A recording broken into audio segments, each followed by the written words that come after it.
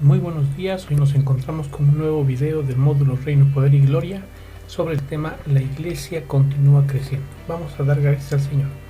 Padre, queremos alabarte y agradecerte por darnos un día más de vida y permitirnos escudriñar tu palabra en relación a tu iglesia y en relación a cómo ella siguió creciendo a pesar de las dificultades.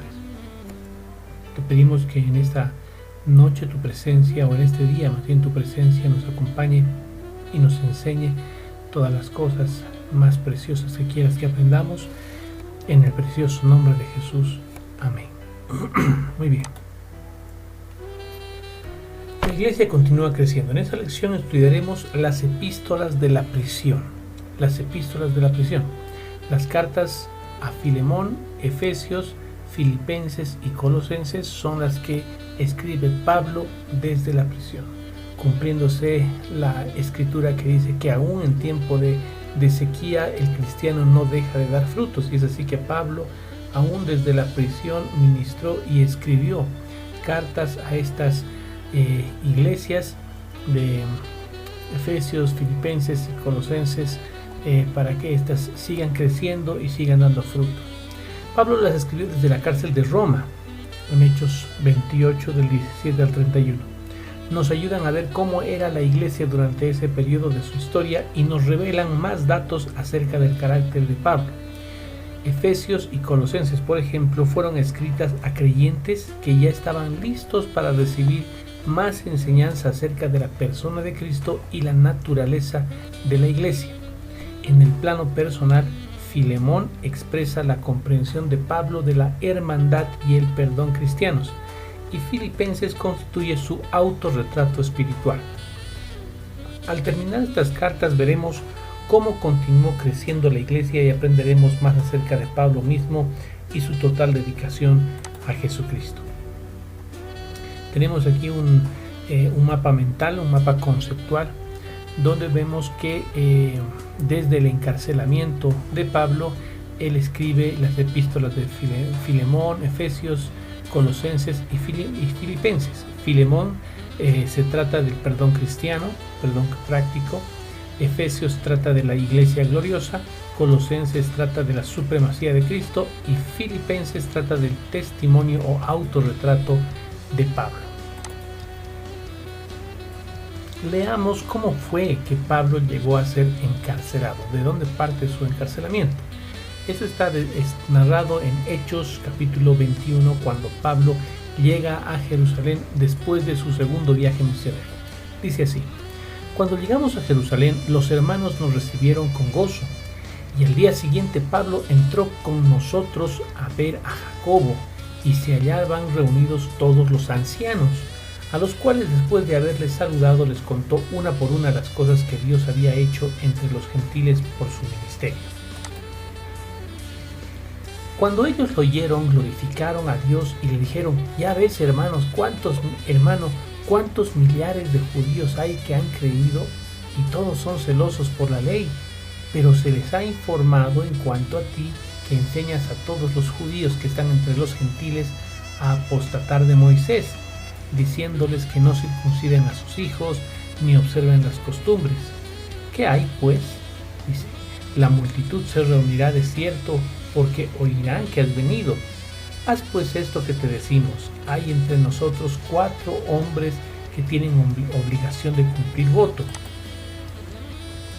Tómalos contigo, purifícate con ellos y paga sus gastos para que se rasuren la cabeza, y todos comprenderán que no hay nada de lo que se les informó acerca de ti, sino que tú también andas ordenadamente guardando la ley.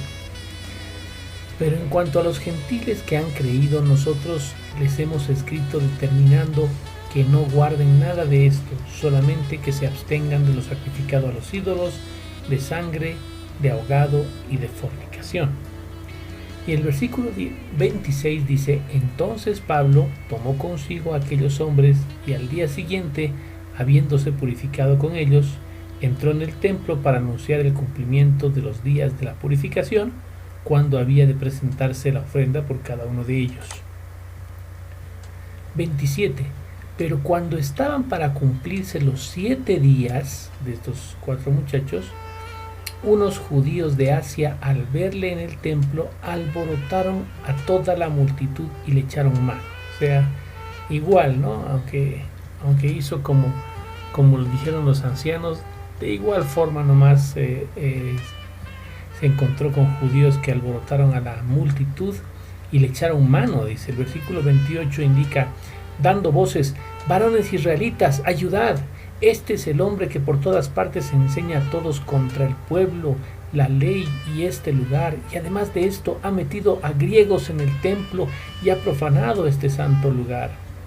Porque antes habían visto con él en la ciudad de Trófimo de Éfeso a quien pensaban que Pablo había metido en el templo.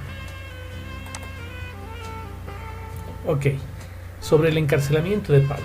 El alboroto fue tan grande, miren lo que dice, tan grande, que el comandante romano envió a sus soldados a proteger a Pablo, hasta descubrir qué había hecho para que la multitud se enojara tanto de esa manera.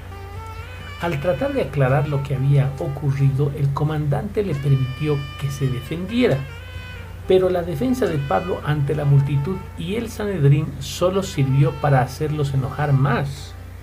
Cuando el tribuno dispuso que se interrogara a Pablo con azotes, el apóstol apeló a sus derechos como ciudadano romano. Por ello, el tribuno lo envió a Cesarea a comparecer ante el gobernador Félix. Félix dice que oyó su caso, pero se demoró en llegar a una decisión. Por tanto, Pablo se quedó preso en Cesarea como por 2 años. Imagínense, ¿no? Hasta que Félix tome una decisión sobre el caso de Pablo, él estaba en la cárcel como por 2 años. Y en medio de esa primera prisión, primer encarcelamiento de Pablo, él escribe parte de estas epístolas que hoy vamos a desglosar. Festo, el nuevo gobernador, tomó el mando en ese tiempo, por lo que el caso de Pablo fue revisado de nuevo. Entonces Pablo pidió que su caso fuera juzgado por César y fue enviado a Roma. Veamos la primera de las epístolas que Pablo escribe en la prisión. Es la epístola de Filemón, que se podría titular como el perdón cristiano práctico. Durante su encarcelamiento, Pablo conoció a Onésimo, a quien condujo al Señor. Eso lo podemos leer en el versículo 10 de Filemón. ¿Okay? Onésimo era esclavo y se había escapado de su amo, un hombre llamado Filemón, a quien conocía Pablo. Pablo envió a Onésimo de regreso a su amo con una carta. Este libro de Filemón del Nuevo Testamento, en la cual le pedía que perdonara a su esclavo. En algunas de sus cartas, Pablo dio instrucciones a esclavos y a amos respecto a sus relaciones, pero el Evangelio, dice, introdujo principios de amor y de hermandad transformadores de la vida, los cuales con el tiempo harían que los creyentes dejaran de practicar la esclavitud por completo. Sigamos leyendo sobre Filemón. Sin embargo, el objetivo inmediato de Pablo en todas sus cartas, incluyendo la de Filemón, no consistía en dictar cambios sociales externos.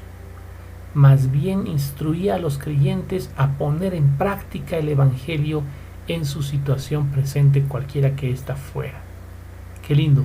Dice, la carta a Filemón nos da un ejemplo hermoso y práctico de la forma en que se puede aplicar el perdón cristiano a una situación real en la que se ha cometido una seria ofensa. Sucede que Onésimo al parecer robó a Filemón. Al parecer Onésimo se portó mal con su amo y se escapó de su amo. Pero Pablo conocía a Filemón y también conoció a Onésimo. Ambos se convirtieron a Cristo y pues tenían que reencontrarse, ¿no? Y Pablo le dice, si algo te debe Onésimo, yo te lo pagaré, le dice, pero recíbele como a mí mismo. Qué lindo, ¿no? Ser pacificador, ser mediador para la paz entre hermanos. La Biblia nos dice en Mateo 5 que son bienaventurados los pacificadores porque ellos serán llamados hijos de Dios, ¿no? Y esta es una hermosa epístola que refleja la práctica del perdón cristiano. Muy bien, vamos a la siguiente. Efesios, la iglesia gloriosa. Se podría llamar la carta de la iglesia gloriosa. Efesios se parece a Romanos en que no es una reacción a problemas específicos de la iglesia, sino una presentación de cierta verdad doctrinal. Efesios es una epístola de doctrina.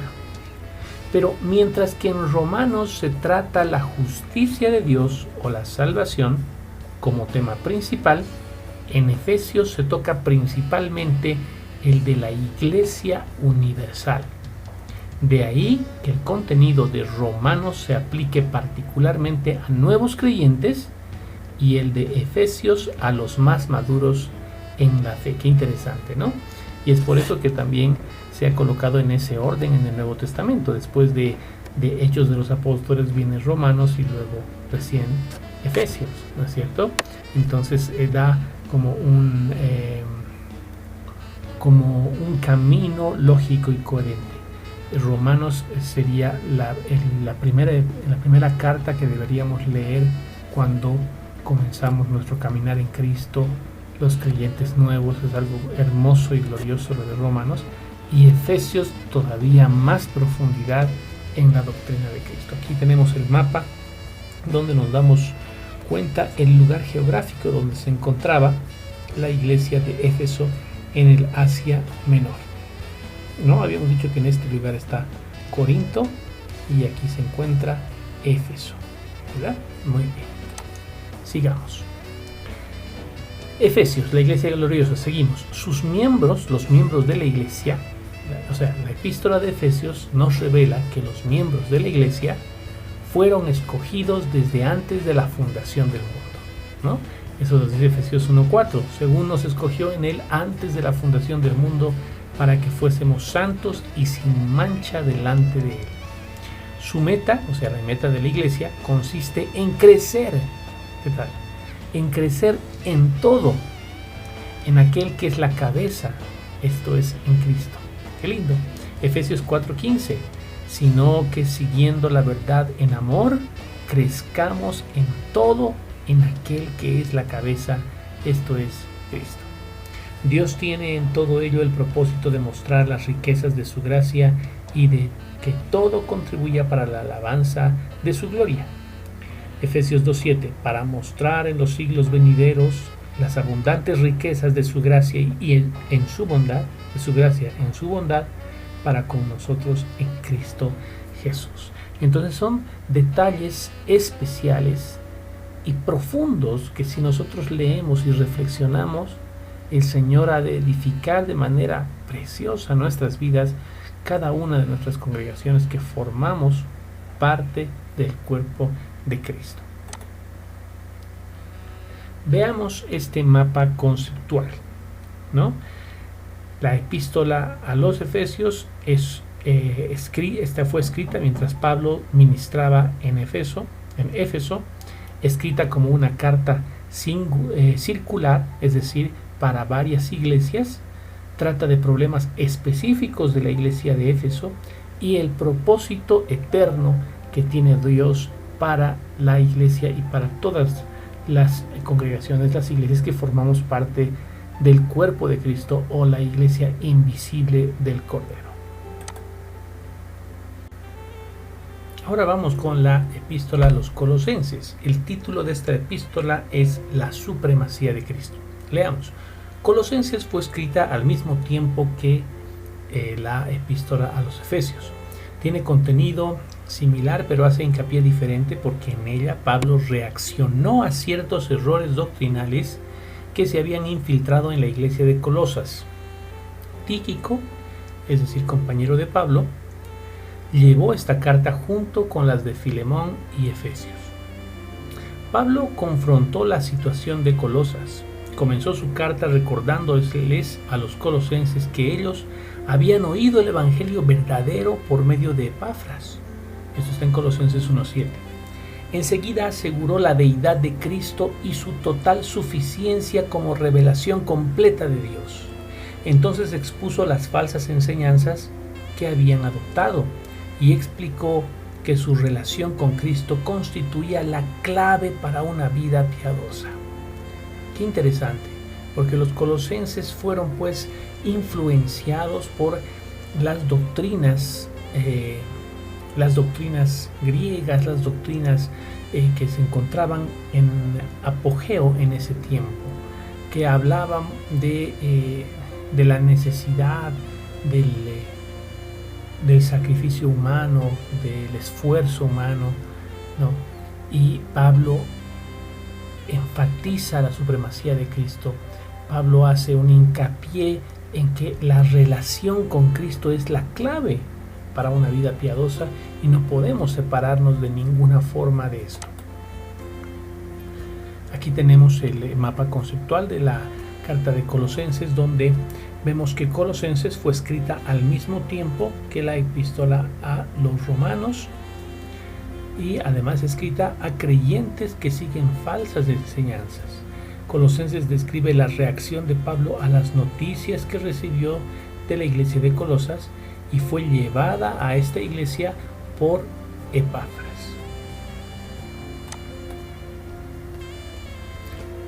Culminamos con Filipenses. Filipenses es el testimonio o autorretrato de Pablo. Dice así: Filipenses es una expresión inspiradora de los sentimientos y ambiciones personales de Pablo. Nos muestra los valores e ideales que formaron la base de su ministerio. Esta carta da evidencia de la estrecha relación que existía entre Pablo y los creyentes a quienes fue dirigida. Ellos le habían sido leales desde el principio. Filipenses nos revela el corazón y la mente de Pablo. Qué lindo, ¿no? Es una autobiografía que escribe Pablo en la epístola a los Filipenses, de manera especial. Revela su actitud hacia las circunstancias, el ejemplo que sigue, las metas que él se había fijado y la confianza que tenía. Qué lindo poder leer Filipenses, podemos conocer cómo era Pablo, ¿no? Cómo era su corazón. Además de estos temas personales, se tocan otros dos en toda la epístola: el del Evangelio y el del gozo y regocijo, ¿no? Recuerdo que en Filipenses leemos las palabras regocijaos siempre. Otra vez os digo regocijaos. Aunque Pablo experimentaba una situación difícil y depresiva, ojo que Pablo estaba encarcelado, se sentía lleno de gozo. Esto nos muestra Filipenses 2:17, Filipenses 4:10. Varias veces alentó a los filipenses a que se regocijaran. Qué hermoso. No hizo hincapié en su condición de preso, sino que fijó su atención en el progreso del Evangelio. Les dijo a sus lectores que vivieran como era digno del Evangelio y mencionó a varios colaboradores en la causa de este. Aquí tenemos el mapa conceptual de Filipenses, que fue escrita al principio del encarcelamiento domiciliario de Pablo, es decir, que Pablo estuvo bastante tiempo encarcelado en su propio domicilio, ¿no? Con detención domiciliaria, como se dice. Filipenses revela los sentimientos personales, los valores y las ambiciones, las metas, los sueños de Pablo. Filipenses expresa la gratitud de Pablo a la iglesia de Filipo y además fue enviada a creyentes que conocían y amaban a Pablo.